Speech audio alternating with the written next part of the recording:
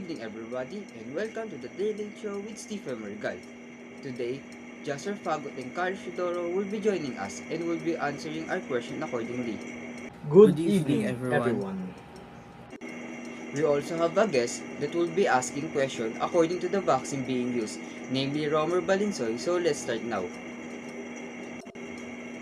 How can we be sure that the given vaccine will be safe to distribute to the people around? COVID-19 vaccines must undergo rigorous testing in clinical trials to prove that they meet international agreed benchmarks for safety and effectiveness. Dr. Jasper, are there any vaccines that are available for use here in the Philippines? Yes, in fact, there are 4 vaccines that the FDA approved to be used, namely Pfizer, AstraZeneca, Sinovac, and lastly, Sputnik Bigam. Will this vaccine be effective in stopping the pandemic right now? No one knows how long the vaccines will protect you as of the moment, for these are only created in the past few months. How can we rest assured that the vaccines would be given to everyone? The government is doing its best in the distribution of the vaccines all across the Philippines, but mostly on the ones where there are the most active cases. Are there any side effects of the said vaccine?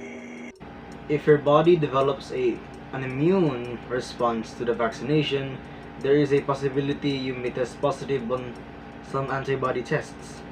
Antibody tests indicate you had a previous infection and that you may have some level of protection against the virus.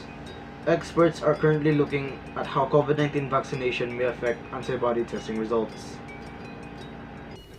Are there any people who are excluded through the use of the said vaccines? Yes, people who have an allergic reaction with the ingredients of the vaccines, as well as the ones who are experiencing COVID-19 or the symptoms of it. Who will be the first one who will receive the said vaccines, or which group will you prioritize to be vaccinated? The first people to be vaccinated are the frontliners, senior citizens, persons with comorbidities, and the ones that are in the indigent population, for they are more susceptible to the said virus. March is the start of the arrival of vaccines, which are AstraZeneca and Sinovac. My question is, can the vaccine be taken even if you've had COVID? Even if you've had COVID-19, you should still get vaccinated. A COVID vaccine may offer more reliable and sustainable immunity than a previous infection. At the very least, it will add an extra layer of targeted protection. Here's how our immunity response works after a natural infection versus a vaccine. After the COVID-19 vaccine, will I test positive for COVID-19 on a viral test? No, neither the recently authorized and recommended vaccines nor the COVID-19 vaccines currently in clinical trials in the United States can cause you to test positive on viral tests, which are used to see if you have current infection. If your body develops an immune response to the vaccination, there is a possibility you may test positive on some antibody tests. Antibody tests indicate you had a previous infection and that you may have some level of protection against the virus. Experts are currently looking at how COVID-19 vaccination may affect antibody testing results.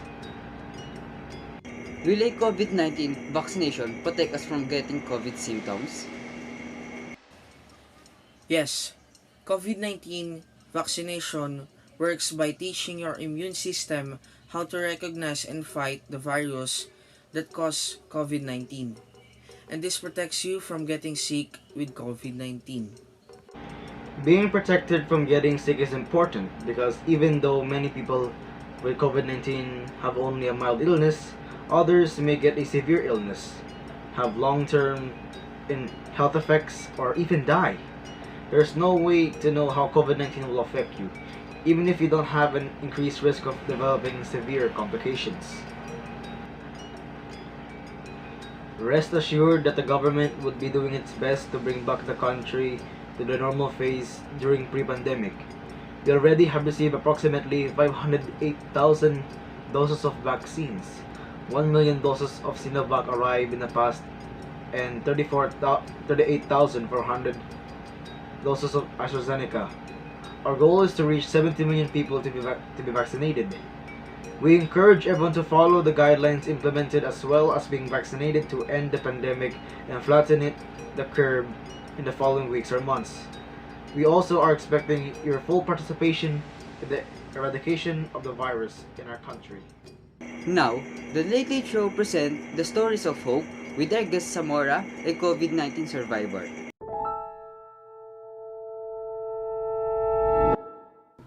It started when I began feeling sick in March.